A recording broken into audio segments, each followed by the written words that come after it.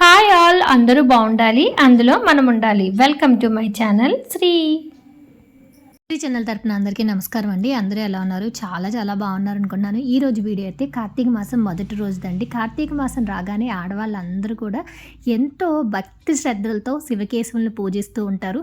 అసలు కార్తీకం అంటేనే ఇంకా ప్రతి ఇల్లు కూడా దీపాలతో వెలుగుతూ చాలా అందంగా అయితే ఉంటుందండి. కొంతమంది అయితే కార్తీక మాసం అంతా చేస్తూ ఉంటారు. కొంతమంది ప్రత్యేకమైన రోజులు, మొదటి రోజు కార్తీక పౌర్ణమి, అలాగే ఏకాదశులు, ద్వాదశులు ఇలాగా కొన్ని ప్రత్యేకమైన రోజులు చేస్తూ ఉంటారనమాట.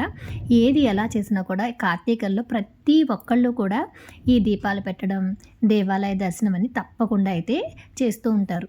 నేనైతే ప్రతిరోజు ఉదయం 5 గంటలకు లేస్తానండి. కానీ కార్తీక మాసం అంతా కూడా తెల్లవారుజామున 4 గంటలకే లేచి మొత్తం చుట్టూ వైపులా అంతా తుడిచేసుకుని ఇల్లంతా కూడా శుభ్రం చేసేసుకున్న తర్వాత తులసి కోట దగ్గర అయితే ఇలా మొత్తం కడిగేసి అందంగా ముగ్గులు పెట్టుకొని పూలతో అలంకరించుకుని దీపాలు అయితే వెలిగిస్తూ ఉంటానండి. మన హిందూ ధర్మంలో ప్రతిదీ కూడా ప్రత్యేకమే. మనకి చెప్పిన ప్రతి ఆచారం ఆరోగ్యమే. ఇక్కడ ముగ్గు వేయడం అనేది ఏంటంటే చీమలకి ఆహారంగా ముగ్గులో వరిపిండి కలిపి అయితే వేస్తూ ఉంటాను అనమాట. వాటికి ఆహారం లభిస్తుంది. అలాగే ఈ శీతాకాలం అంతా కూడా మనకి వాతావరణంలో టెంపరేచర్ చాలా తగ్గిపోతూ ఉంటుంది. ఇలా దీపాలు పెట్టడం వల్ల ఉష్ణోగ్రత అనేది పెరుగుతుంది. అలాగే మనకి దీపారాధన కోసం వాడడానికి కొంతమంది ఆవు నేతి దీపాలు పెడతారు, కొంతమంది నువ్వుల నూనె పెడతారు, కొంతమంది కొబ్బరి నూనెతో పెడుతూ ఉంటారనమాట. ఇలా ఏ నూనె అయినా సరే వాటి నుంచి వచ్చే గాలి మనకి వాతావరణంలో కలిసి శ్వాసకోశమైన వ్యాధులు ఏమన్నా ఉంటే వాటిని నివారించడానికి ఆ పొగ అయితే మనకి ఎంతోగానో సహకరిస్తుందండి. అలాగే ఉదయాన్నే లేచి నదీ స్నానం చేయడం అనేది ఏంటంటే ఈ కాలంలో వర్షాలు కురిసి నదుల్లోంచి అడవుల్లోంచి వచ్చే నీళ్ళంతా కూడా అనేక మూలికా గుణాలు కలిసిన నీరుతో పాటు వస్తూ ఉంటాయి. అలాంటి నదుల్లో స్నానం చేయడం చాలా మంచిదని మన పెద్దవాళ్ళు అయితే కార్తీక మాసంలో నదీ స్నానం అయితే పెట్టారనమాట. అలాగే మనం ఒంటికి ఉన్న బద్ధకం అంతా కూడా ఉదయాన్నే లేచి ఇలా నదీ స్నానం చేయగానే అంతా పోతుంది. అలాగే ఆ రోజంతా కూడా నూతన ఉత్సాహంతో మనం పని చేస్తూ ఉంటాం అనమాట.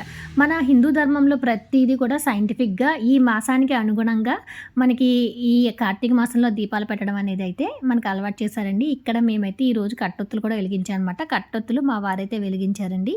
ఇలా మొత్తం పూజ అంతా కూడా అయిన తర్వాత కార్తీక దీపాన్ని ఇలా అరటిడప్పుల్లో పెట్టి అయితే వదిలిపెట్టాను. మామూలుగా అయితే మన పెద్దవాళ్ళు నదీ స్నానం చేసి నది ఒడ్డునే దీపాలు పెట్టి పారే నీటిలో దీపాలను అయితే వదిలిపెట్టమన్నారన్నమాట. ఇప్పుడున్న మనకి మారిపోయిన పరిస్థితులను బట్టి నదులకు వెళ్ళడం కానీ కాలువలకు వెళ్ళడం కానీ అంతా అయితే మనకి ఇప్పుడు కుదరదు. కాబట్టి ఇంట్లోనే స్నానం చేసి ఇలా తులసి కోట దగ్గర కానీ నుయ్యి ఉంటే నూతి దగ్గర కానీ దీపాలు పెట్టుకుని ఒక పళ్ళెంలో నీళ్ళు పెట్టుకుని ఇలా అయితే వదిలేసుకోవచ్చు.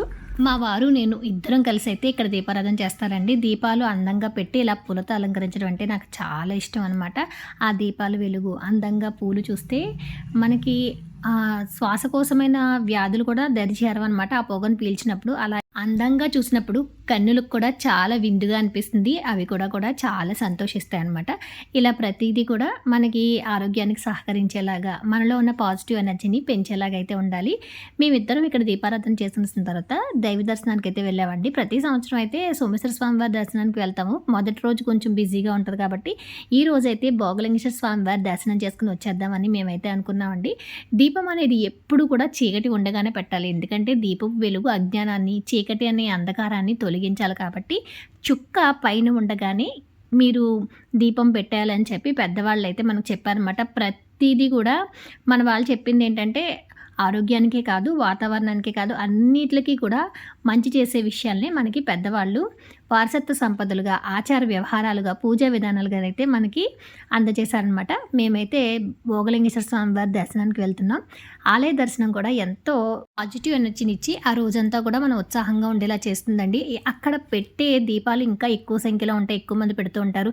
అలాగే గుడిలోని ఘంటానాదం అంతా కూడా మనకి పాజిటివ్ వైబ్రేషన్స్ అయితే ఇస్తుందన్నమాట. అవే దర్శనానికి వెళ్తే మానసిక ప్రశాంతత, అమ్మవారి దర్శనం అయితే మనకి మనసుకు ఎంతో హాయిని ఇస్తుందండి. అసలు ఒకసారి ఆలయంలో హారతి ఇచ్చినప్పుడు ఆ శబ్దం అంతా కూడా వింటే అండి మనకి మంచి పాజిటివ్ ఎనర్జీ వచ్చినట్టు, మనకి నూతన ఉత్సాహం కలిగినట్టు. అందుకని చెప్పి ఈ కార్తీక మాసంలో దీపారాధన చేసిన తర్వాత ఆలయ దర్శనం కూడా చేసుకోమని మన పెద్దవాళ్ళు అయితే మనకు చెప్పారు. ఒక్కసారి హారతి ఎలా ఉందో చూడండి.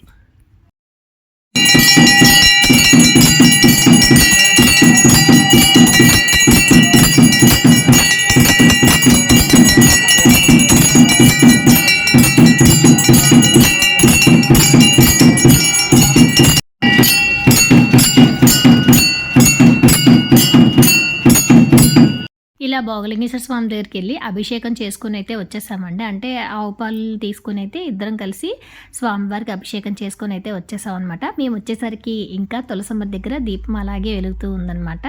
చూసిన వారందరూ తప్పకుండా ఓం నమః శివాయ అని కామెంట్ చేయండి. అలాగే వీడియో ఎలా అనిపించిందో కూడా మీ అభిప్రాయం తెలియచేయండి. ఇప్పటివరకు మన ఛానల్ సబ్స్క్రైబ్ చేసుకోకపోతే సబ్స్క్రైబ్ చేసేయండి. వీడియోని లైక్ చేయండి, షేర్ చేయండి. Thank you for watching.